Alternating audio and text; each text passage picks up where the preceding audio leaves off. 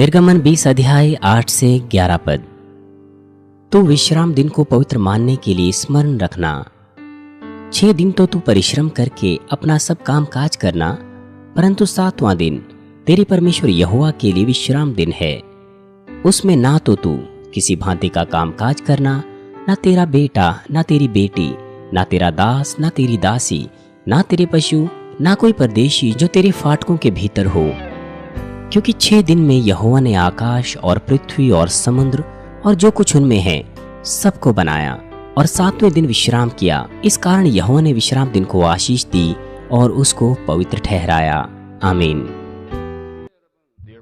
मसीह में प्रिय भाइयों और बहनों और टेलीविजन पर देख रहे श्रोताओं, 10 आज्ञाओं के ऊपर यह 5वां सत्र है और आज मैं आपसे चौथी आज्ञा के बारे में बातचीत करूंगा। आज का पढ़ा हुआ पाठ निर्गमन 20 अध्याय 8 पद कहता है,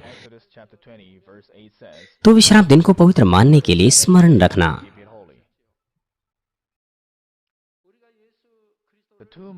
दो मुख्य आधारित चीजें हमारे मसीह जीवन में यीशु मसीह को ग्रहण करने के बाद जो हमें करनी है वो है विश्राम दिन को पवित्र मानना और उचित दशमांश देना। उचित दशमांश देना और भेंटें देना विश्वास का वो कार्य है जिसमें हम परमेश्वर की प्रभुता को तमाम तात्विक चीजों पर स्वीकारते हैं। और जब हम विश्राम दिन को पवित्र मानते हैं तो वह विश्वास का वो कार्य है जिसमें हम परमेश्वर की आत्मिक प्रभुता को स्वीकारते हैं। यदि आप इन दो चीजों को माने और दोनों तात्विक और आत्मिक चीजों पर परमेश्वर की प्रभुता को स्वीकारें तो आधारित तौर पर पूरे सप्ताह भर आप सुरक्षित रहेंगे और आप ना तो किसी विपत्ति का ना ही किसी प्रकार के अभाग्य और आजमाइश का सामना करेंगे, क्योंकि आपने प्रमाण दिखाया है कि आप परमेश्वर की संतान हैं। विश्राम दिन को मानने के द्वारा और उचित दशमांश देने के द्वारा तो परमेश्वर यह कहकर आपको सुरक्षा देगा कि यह संतान मेरी है। इसलिए हम योग्य होने चाहिए कि हम समझे कि यह हमारे जीवन में कितना महत्वपूर्ण है कि हम इस आज्ञा का पालन करें जो हमें कहता है कि हम विश्राम दिन को पवित्र माने। हालांकि इस कलीसिया में आप में से ज्यादातर पहले से ही जानते हैं विश्राम दिन को पवित्र मानने के महत्व के बारे में, और वास्तविकता में आप उसे अच्छे से मानते भी हैं। परंतु यद्यपि आप यह सोचते हैं कि आप अच्छे से विश्राम दिन को मानते हैं, तो अभी मुझे आशा है कि आप एक बार फिर से विश्राम दिन के अर्थ को अपने हृदय में छापेंगे और प्रभु में और भी संपूर्ण विश्राम पाएंगे। और साथ ही यदि आप विश्राम दिन को पवित्र मानते नहीं आ रहे हैं तो मुझे आशा है कि आप अब से उसे पवित्र मानें ताकि आप सुरक्षित रहें और परमेश्वर के द्वारा आशीष पाएं। परमेश्वर से मुलाकात करने के तुरंत बाद मैं अगले बुधवार की सभा में गया और तब के बाद मैंने कभी भी विश्राम दिन को, प्रभु के दिन को नहीं तोड़ा है। सिर्फ उस दिन को छोड़ जब मेरा लहू बह रहा था, सिर्फ उस दिन जब मैं पहाड़ की प्रार्थनाओं पर जाता हूं तो मैं पहाड़ पर भी विश्राम दिन को पवित्र मानता हूं। इसलिए मैंने कभी भी विश्राम दिन को नहीं तोड़ा है, सिर्फ उस समय को छोड़।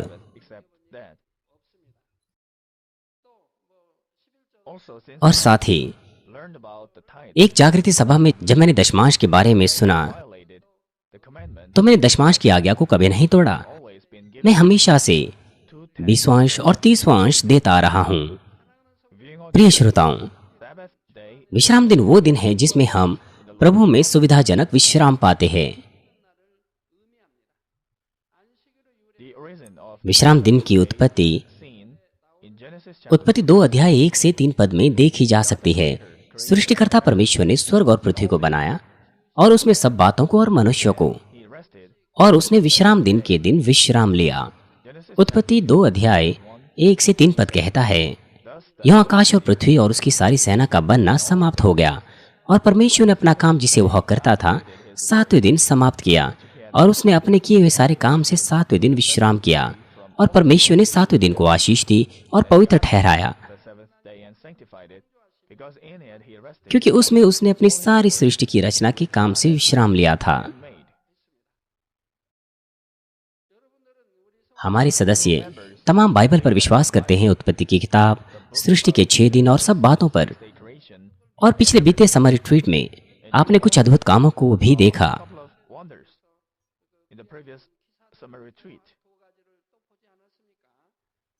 निर्गमन के समय में चींटियों ने पूरे मिस्र के देश को ढक लिया और साथ ही साथ उन्होंने क्वेल भी प्राप्त की। और इस बीते समर रिट्रीट में हमने अनुभव किया कि ये सारी की सारी चीजें किस प्रकार से हुई। इसी प्रकार से परमेश्वर ने 6 दिन में सब कुछ को रचा और 7वें दिन विश्राम किया। इसीलिए परमेश्वर ने इस दिन को आशीष दी और उसे पवित्र ठहराया और हमें भी उस दिन विश्राम करने को कहा। लेकिन विश्राम दिन को मानना सिर्फ काम करना ही नहीं है, वरन हमें अपने हृदय को संसारिक चीजों में उस दिन नहीं लगाना चाहिए, वरन संपूर्णता से अपने पूरे हृदय को परमेश्वर को देना चाहिए और इस तरह से परमेश्वर सृष्टिकर्ता की प्रभुता को स्वीकारना चाहिए। इसलिए यजेकिएल 20 अध्याय 11 से 12 पद कहता है, वहां उनको मैंने अपनी विधियां बताई और अपने नियम भी बताए कि जो मनुष्य उनको माने वह उनके कारण जीवित रहेगा, कि मैंने उनके लिए अपने विश्राम दिन ठहराए जो मेरे और उनके बीच चिन्ह ठहरे, कि वे जाने कि मैं यहोवा उनका पवित्र करने वाला हूं।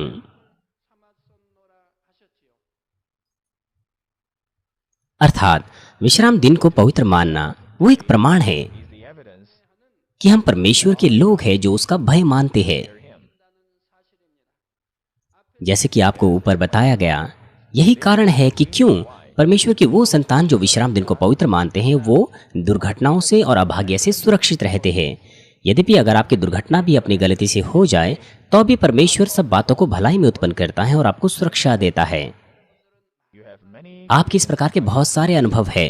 विश्राम दिन को मानना जो परमेश्वर ने आज्ञा दी है वो प्रमाण है कि वो लोग परमेश्वर के लोग हैं। यहाँ तक कि शत्रु, दुष्ट और शैतान आपके ऊपर दोष भी लगाना चाहे तो भी परमेश्वर उन्हें सुरक्षा दे सकता है। लेकिन कभी कभार आप सुरक्षा नहीं पाते, यद्यपि आप सोचते हैं कि आपने विश्राम दिन को पवित्र माना। ये वो मामला है जब आप सभा में आए और ऐसा लगता है कि आपने बाहरी तौर पर तो विश्राम दिन को माना, लेकिन परमेश्वर की दृष्टि में आपने उसे नहीं माना।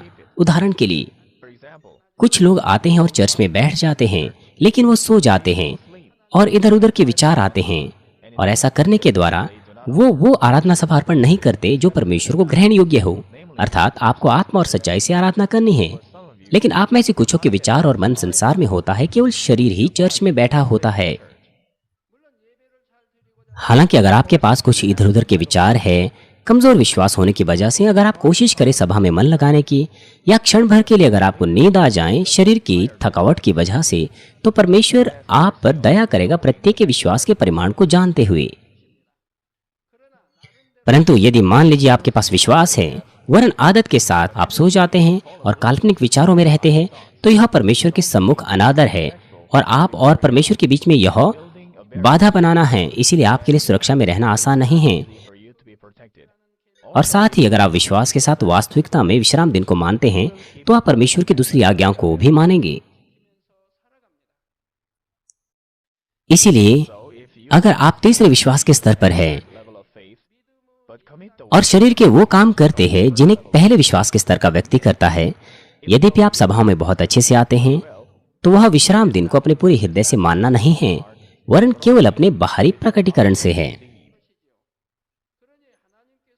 इसलिए परमेश्वर को अपना मुख मोड़ना पड़ता है और वो आपको शैतान के दोष से नहीं बचा सकता। सिर्फ इन कुछ विशेष मामलों को छोड़ यदि आप आधारित तौर पर विश्राम दिन को मानते हैं, उचित दशमांश देते हैं, तो आप परमेश्वर के द्वारा पूरे सप्ताह भर सुरक्षा पाएंगे। हमारे ज्यादातर सदस्य इसके गवाह है जिन्होंने इन आशीषों को अपने जीवन में अनुभव किया है, प्रिय श्रोताओं, पुराने नियम के समय का जो विश्राम दिन था वो वास्तविकता में शनिवार था। यहाँ तक कि आज भी यहूदी विश्राम दिन को शनिवार को मानते हैं, लेकिन हम जो यीशु मसीह पर विश्वास करते हैं और बचाए गए हैं, हम विश्राम दिन को रविवार को मानते हैं और हम इस दिन को प्रभु का दिन भी कहते हैं। क्यों विश्राम दिन रविवार में बदल गया शनिवार से? वो इसीलिए क्योंकि रविवार वो दिन है जिसमें हम वास्तविकता में यीशु मसीह में विश्राम पा सकते हैं। क्या अर्थ है इसका? सच्चा आराम और शांति पाना यीशु मसीह के द्वारा। आदम के बाद तमाम मनुष्य जाति पापी बन गई और उनके पास सच्चा आराम नहीं था। वो शत्रु, दुष्ट और शैतान के दास बन गए, जो कि पापों का शासक है। उन्हें मुश्किल जीवन जीना पड़ा और उनकी आत्मा पाप के बोझ से दब गई। इसलिए परमेश्वर ने अपने इकलौते पुत्र यीशु को हमारे पापों से छुटकारा देने के लिए भेजा और उसने हमें अनंत विश्राम दिया। यीशु क्रूस पर मरा, तमाम मनुष्य जाति के पापों को उठाए हुए, और तीसरे दिन उसने मृत्यु के अधिकार को तोड़ दिया और वो जी उठा। और अब जो इस बात पर विश्वास करते हैं उनके पापों से वो माफ हो चुके हैं और पुनरुत्थानित प्रभु के साथ एकजुट हो गए हैं। पुनरुत्थान की आशा में हिस्सेदार बनकर वो पापों से मुक्त हो पाए हैं और हृदय में सच्चा विश्राम पा पाए हैं और साथ ही अनंत विश्राम स्वर्ग के राज्य में प्राप्त करने की आशा को प्राप्त कर पाए हैं। रविवार का दिन वो दिन है जिसमें परमेश्वर ने हमें आशा, सच्चा आराम और मनुष्यों को आनंद दिया है जो कि पापी हुआ करते थे। वो इसीलिए क्योंकि यीशु क्रूस पर शुक्रवार को मरा और वो तीसरे दिन जी उठा, विश्राम दिन के अगले दिन अर्थात रविवार को सुबह सुबह।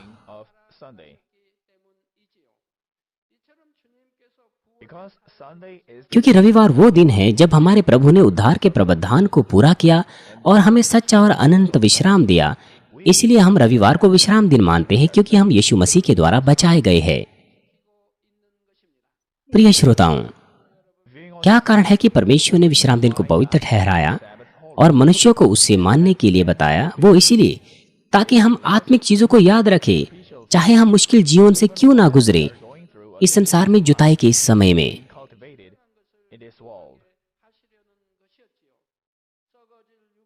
परमेश्वर ने हमें उसका स्मरण दिलाया जो कि स्वर्ग और धरती का स्वामी है और स्वर्ग में सब बातों का और इस धरती पर सब बातों का और तमाम मनुष्यों का।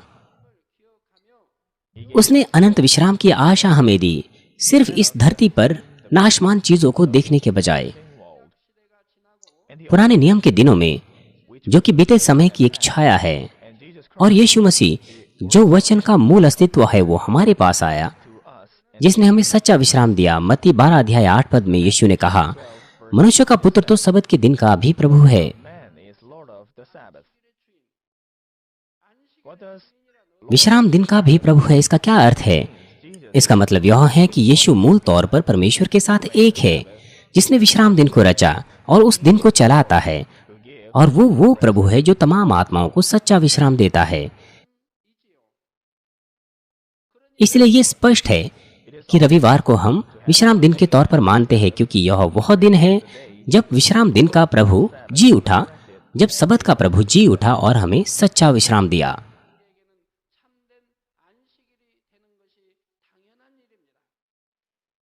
यूहन्ना 1 अध्याय 17 पद कहता है, इसलिए की व्यवस्था तो मूसा के द्वारा दी गई, परंतु अनुग्रह और सच्चाई यीशु मसीह के द्वारा पहुंची। मत्ती 5 अध्याय 17 पद कहता है, यह न समझो कि मैं व्यवस्था या भविष्यद्वक्ताओं की पुस्तकों को लोप करने आया हूँ। लोप करने नहीं परंतु पूरा करने आया हूँ। हमारे प्रभु ने जो व्यवस्था को प्रेम से पूरा कर दिया, तब से हम रविवार को विश्राम दिन के तौर पर मानते हैं और इसका अर्थ यह है कि हम पूरी तरह से सबत मानकर आशीषों का आनंद ले रहे हैं। प्रभु के चेले इस आत्मिक अर्थ को जानते थे, इसीलिए उन्होंने प्रभु के पुनरुत्थान के दिन को प्रभु का दिन कहा और उसे सच्चे विश्राम दिन के तौर पर माना।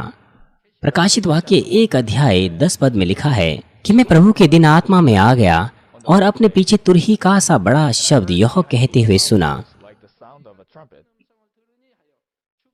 परमेश्वर यहाँ पर रविवार को प्रभु के दिन के तौर पर दर्शा रहा था, प्रभु के पुनरुत्थान के दिन को। और साथ ही प्रेरितों के काम 20 अध्याय 7 पद का पहला हिस्सा कहता है, सप्ताह के पहले दिन, जो कि सप्ताह का पहला दिन है, रविवार है अर्थात प्रभु का दिन, जब हम रोटी तोड़ने के लिए इकट्ठा हुए। यहाँ पर रोटी का मतलब है परमेश्वर का वचन। यह हमें बताता है कि रविवार को चेले एकत्र होते थे, प्रेरित पौलुस के संदेशों को सुनते थे, अनुग्रह पाते थे और अपनी आत्मा में विश्राम पाते थे। पहला कुरिन्थियों 16 अध्याय 2 पद कहता है, सप्ताह के पहले दिन। सप्ताह का पहला दिन कौन सा है? ये आज है, ये रविवार है। सप्ताह के पहले दिन तुम में से हर एक अपनी आमदनी के अनुसार कुछ अपने पास रख छोड़ा करें कि मेरे आने पर चंदा न करना पड़े। यहाँ तक कि उन्होंने प्रभु के दिन भेंटें भी दी। हम देख सकते हैं कि उन्होंने रविवार को भेंटें दी।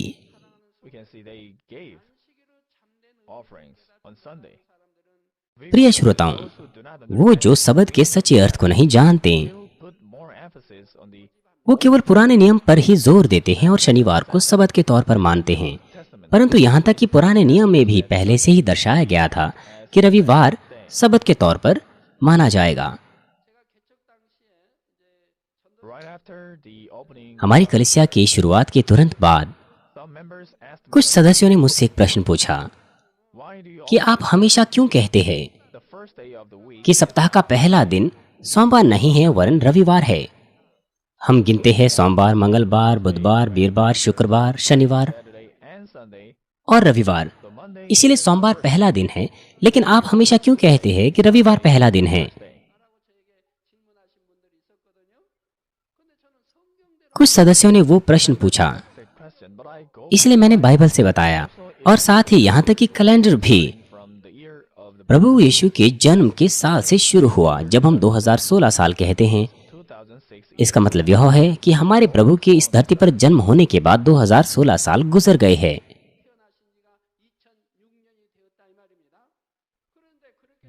ये कैलेंडर ये हमारे प्रभु के समय से बना और इस कैलेंडर में भी सप्ताह का पहला दिन रविवार है। अगर आप कैलेंडर को देखेंगे तो आप देखेंगे कि सबसे पहले रविवार है, फिर सोमवार है, फिर मंगलवार है और इस प्रकार से रविवार पहले है। बाइबल भी रविवार को सप्ताह का पहला दिन कहती है। इसीलिए मैं कहता हूं कि रविवार पहला दिन है सप्ताह का। एक सप्ताह रविवार से शुरू होता है और शनिवार तक खत्म हो जाता है। हो सकता है संसारिक लोग सोचे कि सोमवार सप्ताह का पहला दिन है और वो फिर अगले रविवार को उसी सप्ताह में जोड़ते हैं, हालांकि वो अगली लाइन में है।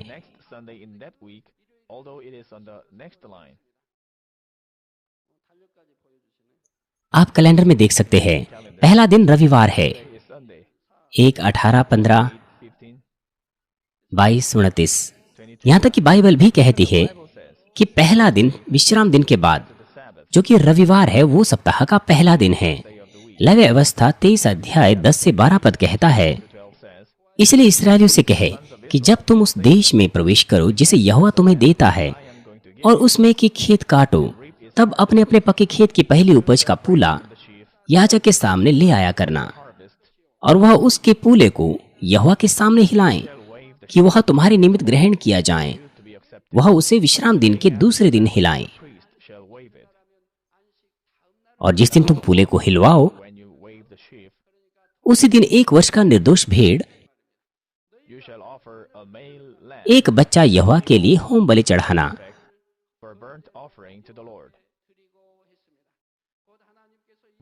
अर्थात जब वो कनान देश में गए और उन्होंने विश्राम पाया, तो वो दिन जब उन्हें पहली उपज का फल अर्पण करना था, ये दिन वो दिन था जो विश्राम दिन का अगला दिन था। यहाँ पर पहली उपज हमारे प्रभु को दर्शाती हैं, जो कि पुनरुत्थान का पहला फल हुआ, और साथ ही 1 साल का निर्दोष भेड़ वो हमारे यीशु मसीह को दर्शाता है, जो कि परमेश्वर का मेमना है।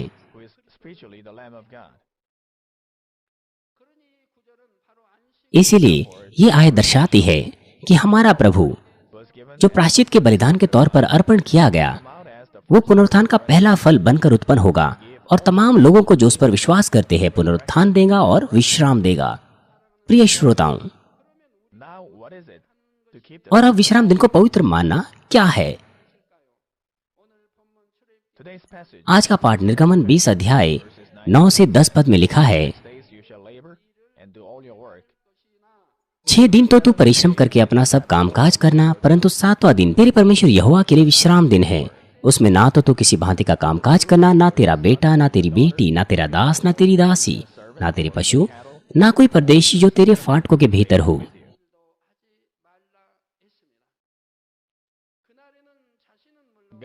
परमेश्वर उनसे कह रहा है कि उस दिन ना केवल वो वरन उनके दास, उनका बेटा बेटी, यहाँ तक कि मेहमान जो उनके घरों में हो, वो काम ना करें। यहाँ तक कि उसने ये भी कहा कि वो आग भी ना जलाएं। इसीलिए यहूदी खाना बनाना, भारी चीजों को उठाना या लंबी यात्रा करना काम समझते हैं, जो कि विश्राम दिन को तोड़ देता है। और साथ ही वो किसी प्रकार के कोई व्यापारिक लेन देन भी नहीं कर सकते थे। लेकिन परमेश्वर के द्वारा सच्चे विश्राम का अर्थ सिर्फ एक दिन को काम छोड़ना नहीं है। उदाहरण के लिए, जब संसारिक लोग जब काम पर रविवार को नहीं जाते हैं, वो पिकनिक पर जाते हैं या घर पर विश्राम करते हैं या किसी प्रकार का मनोरंजन लेते हैं, तो हम यह नहीं कहते कि वो कोई आत्मिक विश्राम ले रहे हैं।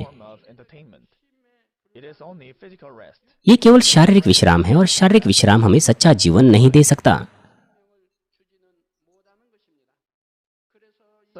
इसलिए यशायाह 58 अध्याय 13 से 14 पद कहता है, यदि तू विश्राम दिन को अशुद्ध ना करें, अर्थात मेरे उस पवित्र दिन में अपनी इच्छा पूरी करने का यत्न ना करें, यदि आप कोई संसारिक मनोरंजन या कोई आनंद ना लें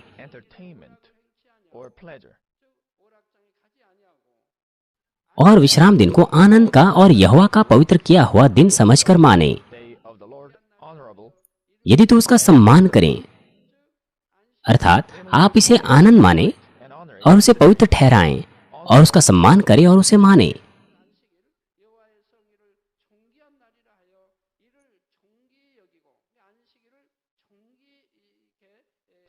यदि तो उसका सम्मान करके उस दिन अपने मार्ग पर ना चलें, अपनी इच्छा पूरी ना करें और अपनी ही बातें ना बोलें।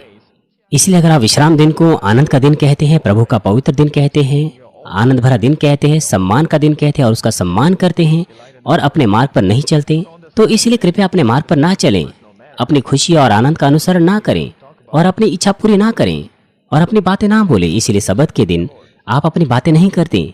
इसलिए आपको प्रभु में बातें करनी है, सत्य में बातें करनी है। आपको कोई बुरी बातें नहीं बोलनी चाहिए, कुछ ऐसा नहीं बोलना चाहिए जो अच्छा नहीं है। तो तू यहोवा के कारण सुखी होगा और मैं तुझे देश के ऊंचे स्थानों पर चलने दूंगा। मैं तेरे मूल पुरुष याकूब के भाग की उपज में से तुझे खिलाऊंगा, क्योंकि यहोवा ही के मुख से यह वचन निकला है। जैसे कि कहा गया कि आत्मिक विश्राम पाना प्रभु के दिन को पूरी तरह से पवित्र मानना है और प्रभु में आनंद पाना है। और इस दिन पर ऐसा करने के लिए हमारे पास कुछ भी संसारिक काम नहीं होना चाहिए। हम चर्च जाते हैं, आत्मा और सच्चाई से परमेश्वर की आराधना करते हैं और हम सहभागी सज्ञों के साथ संगति करते हैं। सोमवार से शनिवार तक हम परिश्रम पूर्वक कार्य कर सकते हैं, परमेश्वर के तमाम घराने में विश्वास योग्य रह सकते हैं, लेकिन प्रभु का दिन पूरी तरह से प्रभु को अर्पण होना चाहिए, परमेश्वर को अर्पण होना चाहिए। तब हम सच्चा आनंद और शांति पाएंगे जो परमेश्वर देता है और हमारा आत्मिक विश्वास बढ़ेगा। संदेशों के द्वारा हम समझते हैं कि परमेश्वर की इच्छा और हृदय क्या है, और जब हम परमेश्वर की स्तुति करते हैं एक ही आवाज से, तो हम पवित्र आत्मा से भर जाते हैं। जबकि उनमें से कुछ जो स्वयं सेवक का कार्य करते हैं रविवारों को, वो अन्य दिनों की तुलना में जब वो संसार में काम करते हैं उस दिन कहीं ज्यादा काम करते हैं। विशेष तौर पर रविवार के स्कूल के टीचर्स और स्वयं सेवकों के समूह वो बहुत सा काम करते हैं सुबह से लेकर शाम तक, और इतना ज्यादा काम करने के बाद परमेश्वर के राज्य के लिए वो देरी तक रुकते हैं, धन्य प्रार्थना सभा में शामिल होते हैं। इसीलिए शारीरिक रूप में तो वे योग्य नहीं हो पाए कि वो आराम करें। हालांकि मैं कह सकता हूं कि आप सब भी वही कर रहे हैं। हमारे पास संगीतकार है, भेंट लेने वाले हैं, छोटे ग्रुप के सदस्य हैं, क्वायर के सदस्य हैं, उनके साथ भी ऐसा ही है। आप प्रभु में आराधना करते हैं, शाम की सभा में शामिल होते हैं। तो फिर मैं अक्सर देखता हूं, जब मैं घर जाता हूं रास्ते में, जब मैं कागजातों पर साइन कर रहा होता हूं शाम की सभा के बाद, हमारे मेंस मिशन के सदस्य अपनी मिनी बस में वो दूसरे सदस्यों के घर जा रहे होते हैं। वो खिड़की खोलकर मुझसे कहते हैं कि हम दूसरे सदस्यों के घर जा रहे हैं जो रविवार की सभाओं में नहीं आए हैं। जब मैं उन सदस्यों को देखता हूं तो मुझे बहुत खुशी होती है।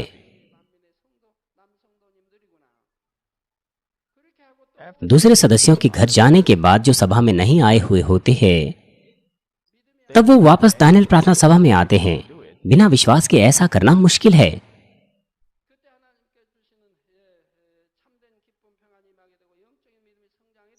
संदेशों के द्वारा हम परमेश्वर की इच्छा और हृदय को समझते हैं, और जब हम एक आवाज से परमेश्वर की स्तुति करते हैं तो पवित्र आत्मा से भर जाते हैं।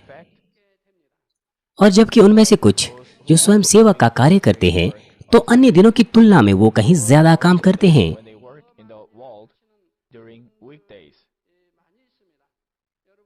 वास्तविकता में आप में से ज्यादातर बहुत परिश्रम करते हैं रविवार को, Sundays, लेकिन चाहे आप कितने ही थके हुए क्यों ना हो, body may be आराधना के द्वारा in spirit सत्य और आत्मा में and through those और उन स्वयं सेवा के कार्यों के द्वारा उनकी आत्मा सच्ची शांति का आनंद करती है और परमेश्वर के द्वारा दिए हुए विश्राम में विश्राम पाती है। आपकी सूचना के लिए, जब आप उपवास करें तो ये बेहतर होगा कि रविवार को उपवास ना करें। हालांकि अगर आप लंबे समय से उपवास करते आ रहे हैं तो आपको रविवार को भी उपवास करना पड़ेगा। fast on Sundays too. इसलिए मैं ये नहीं कह रहा कि ये गलत है, लेकिन अगर संभव हो तो आपके पास सोमवार है, मंगलवार है, बुधवार है, शुक्रवार है, वीरवार है, शनिवार है, तो आप बेहतर है कि आप रविवार को उपवास ना करें ताकि आप खा सकें Joy and और आराधना सभा में शामिल हो सके, दूसरे विश्वासियों के साथ संगति कर सकें। once or सप्ताह में 1 या 2 बार कुछ सदस्य मेरे पास आते हैं और प्रार्थनाओं को ग्रहण करते हैं जब उनकी दुर्घटना हो जाती है यातायात की। हो सकता है वो किसी कार में लग जाते हैं या टैक्सी में लग जाते हैं जब बाइक चला रहे होते हैं और उनकी हड्डियां टूट जाती हैं या मुड़ जाती हैं। उनमें से कुछों को चोट पहुंच जाती है उनके नाक में या उनके सिर पर। ऐसे मामलों में ये बिल्कुल 100% है कि उन्होंने विश्राम दिन को पवित्र नहीं माना और इस प्रकार से उनकी ऐसी दुर्घटना हो गई। मुझे याद नहीं है कोई भी जो विश्राम दिन को पवित्र मानता हो और उसकी कोई यातायात की दुर्घटना हो गई हो और मेरी प्रार्थनाओं को ग्रहण करने आया हो। my prayer वो जो विश्राम दिन को पवित्र मानते हैं will not, उनकी ऐसी कोई दुर्घटना नहीं होगी। but although हालांकि वो चर्च के पंजीकृत सदस्य हैं, लेकिन वो विश्राम दिन को नहीं मानते और उस तरह की दुर्घटना का वो सामना करते हैं। of accident,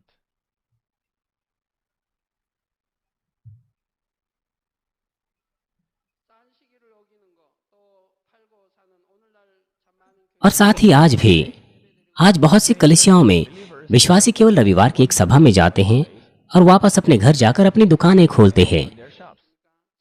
मुझे इस बारे में बहुत दुख होता है। हमारे प्रभु ने कहा Our Lord कि वो व्यवस्था को नाश करने नहीं वरन उसे पूरा करने आया हो।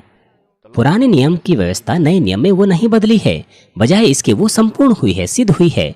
परमेश्वर कहता है कि आप मर जाएंगे अगर आप विश्राम दिन को पवित्र नहीं मानेंगे। तो फिर वो कैसे अपनी दुकान खोल सकते हैं और विश्राम दिन के दिन पैसा कमाने के लिए व्यापारिक संबंधी लेन देन करते हैं। लेकिन आज कलीसियां इस तरह से करती हैं। pastors are watching their men pastors अपने सदस्यों को मृत्यु के मार्ग पर जाते हुए देखते हैं। लंबे समय पहले एक जागृति सभा में किसी पास्टर ने मुझसे पूछा कि अगर आप किसी चर्च के सदस्य को इस तरह से कहेंगे कि अपनी दुकान बंद कर दो रविवार को, तो वो चर्च आना छोड़ देंगे। no they will leave the church. इसीलिए कुछ पास्टर मुझसे कह रहे थे कि उन्हें चर्च के सदस्य को सिखाना तो चाहिए लेकिन नहीं सिखा पाते। लेकिन ये कोई मतलब नहीं बनता। आप कैसे देख सकते हैं अपने झुंड की एक भेड़ को नरक के मार्ग पर जाते हुए? बाइबल निश्चित तौर पर हमें कहती है कि लेन देन करना और विश्राम दिन को तोड़ना ये बुराई है Sabbath is evil, और इससे आपके जीवन में विपत्ति आएगी। but it's not. लेकिन ये ऐसा नहीं है कि परमेश्वर आपको विपत्ति देगा, क्योंकि ऐसा करने के द्वारा वो परमेश्वर की व्यवस्था को तोड़ते हैं। एक सबसे महत्वपूर्ण व्यवस्था जो 10 आज्ञाओं में है, परमेश्वर उन्हें सुरक्षा नहीं दे सकता, इसलिए शत्रु, दुष्ट और शैतान काम करना शुरू करता है। इसका यही अर्थ है जब ये कहता है कि परमेश्वर उन्हें विपत्ति देता है। परमेश्वर किसी भी मामले में स्वयं किसी पर विपत्ति नहीं देता। आज भी ऐसे ही है। It's the same. यद्यपि आप रविवार के दिन काम नहीं करते और एक दिन मजदूरी नहीं पाते, लेकिन इसका मतलब यह नहीं कि आपका नुकसान होता है और ना ही इसका अर्थ यह है Nor does it mean कि आप और अधिक पैसा कमा रहे हैं सिर्फ इसीलिए कि एक दिन और आप अधिक काम कर रहे हैं। if you आप अगर विश्राम दिन को पवित्र मानते हैं, केवल 6 दिन ही काम करते हैं, God gives you the profit. तो सर्वशक्तिमान परमेश्वर आपको वो लाभ देता है जो 7 दिन की मजदूरी के बराबर है, यहाँ तक कि उससे भी बढ़कर। लेकिन विपरीत तौर पर अगर आप विश्राम दिन को पवित्र ना माने, 7 दिन काम करें, तो हो सकता है अंकों में तो आपके पास आपकी बिक्री ज्यादा हो, लेकिन परमेश्वर आपको सुरक्षा नहीं देगा। इसीलिए आपका दुर्घटना या बीमारियों के द्वारा कुछ ना कुछ नुकसान होगा। इसीलिए आपका खर्चा आपकी मजदूरी से बड़ा होगा, Stolen, or you may या फिर आपकी चीजें चोरी हो सकती हैं या आपको बीमारी लग सकती है। इसलिए आपको हॉस्पिटल के बिल्स में बहुत सारा पैसा खर्च करना पड़ सकता है। तब आपको एहसास होता है कि आपका नुकसान ज्यादा हो गया है। lack benefit तो फिर अगर आप ज्यादा काम भी करें उससे कोई लाभ आपको नहीं होगा, or your sales won't be good on या फिर आपकी बिक्री दूसरे दिनों में अच्छी नहीं जाएगी। book rental shop जब मैं एक किताब की दुकान चला रहा था very strictly. तो मैं विश्राम दिन को बहुत ही कड़े तौर पर मानता था शुरुआत ही से। People लोग खास तौर पर शुक्रवार या शनिवार को किताबों को रेंट पर लेते थे ताकि रविवार को पढ़ सकें, read them on Sundays. Also, they would use और खास तौर पर रविवार को वापस लौट आते थे क्योंकि वो छुट्टी का दिन होता था। a holiday. Some people और कुछ लोग रविवार को उन्हें लौटाते थे और भी अधिक खरीदना चाहते थे।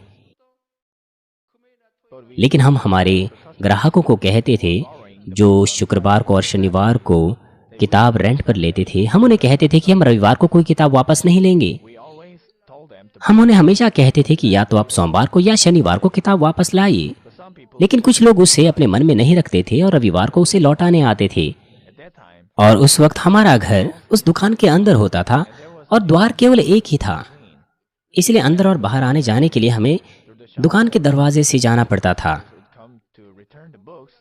ये देखकर और भी अधिक ग्राहक आते थे और किताबें बांटना चाहते थे, किताबें रेंट पर लेना चाहते थे।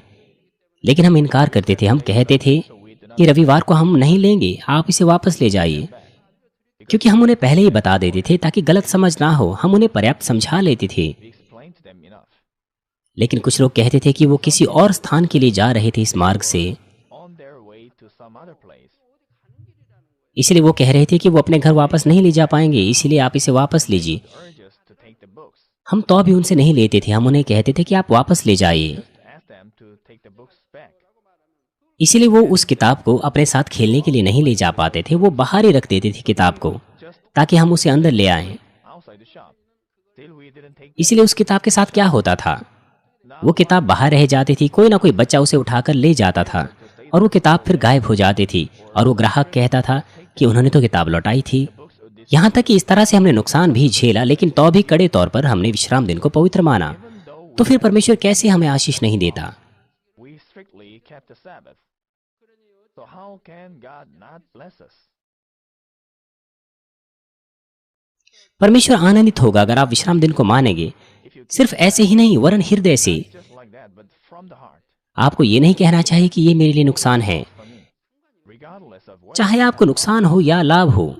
you delight, बजाय इसके आप केवल इस बात में ही आनंदित होगे कि आपने अपने हृदय से, सच्चे हृदय से विश्राम दिन को पवित्र माना है और पिता परमेश्वर को प्रसन्न किया है। give thanks. आप आनंदित होगे और धन्यवाद देंगे इस बात के लिए कि आपके पास इस प्रकार का विश्वास है और आपने इसे परमेश्वर के सम्मुख दिखाया है। यदि आप सबत को तोड़ दें सिर्फ थोड़ा सा पैसा कमाने के लिए व्यक्तिगत तौर पर, तो परमेश्वर आप पर भरोसा नहीं करेगा और परमेश्वर कितना निराश होगा।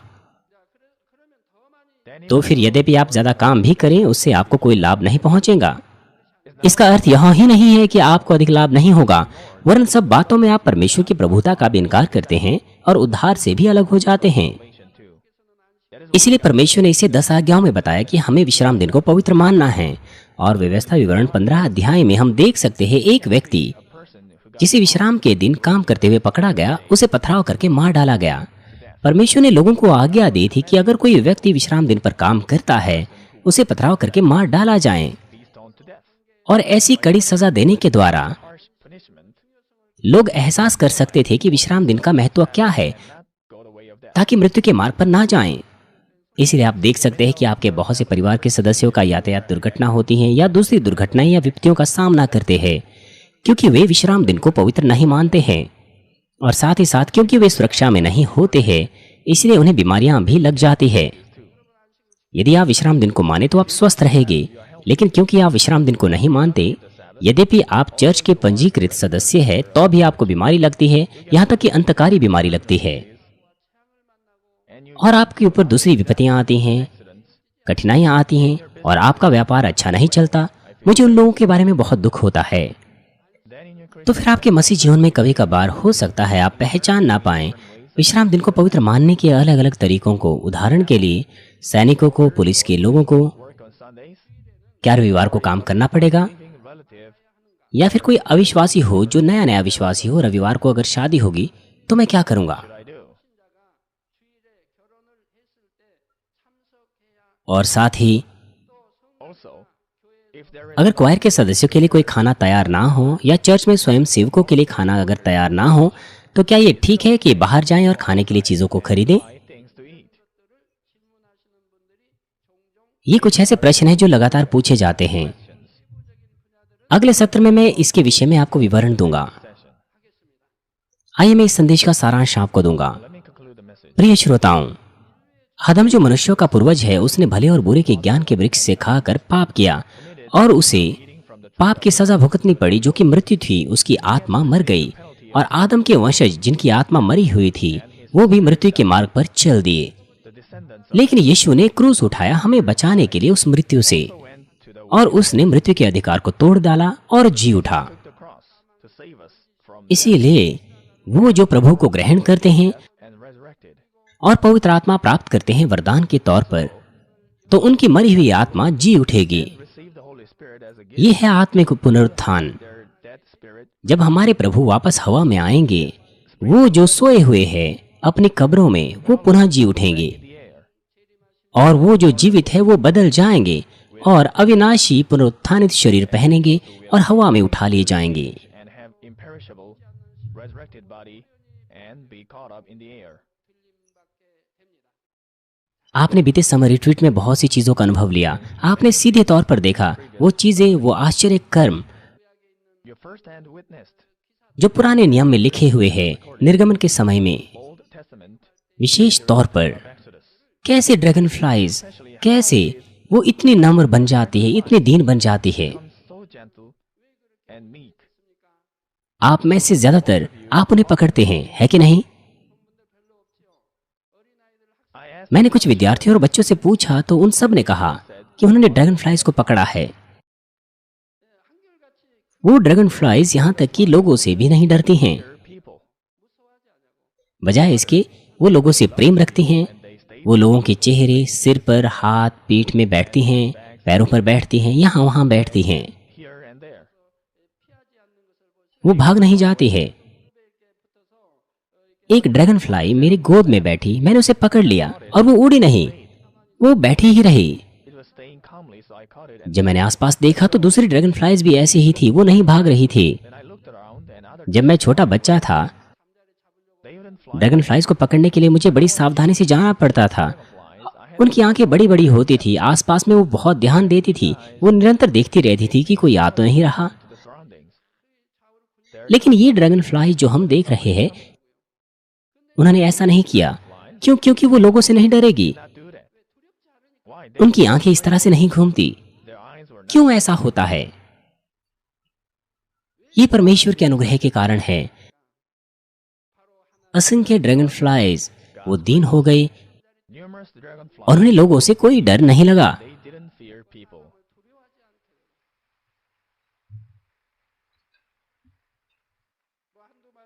उनमें से कुछ ही या सैकड़ों ही नहीं, वरन दसों हजारों उनमें से थी। Tens of thousands of them हम में से वो किसी से भी नहीं डरी, वो हमारे साथ रही। with us. Also because और साथ ही क्योंकि परमेश्वर ने हमारे चर्च के सदस्यों के हृदयों को भी प्रभावित किया, इसलिए यहाँ तक कि छोटे बच्चों ने भी इन ड्रैगन फ्लाइज को नहीं मारा। यहाँ तक कि जब हमने उन्हें पकड़ा तो उन्होंने उड़ने की कोशिश नहीं की, वो वहीं रुकी रही। हमने साथ मिलकर अनुग्रह पाया।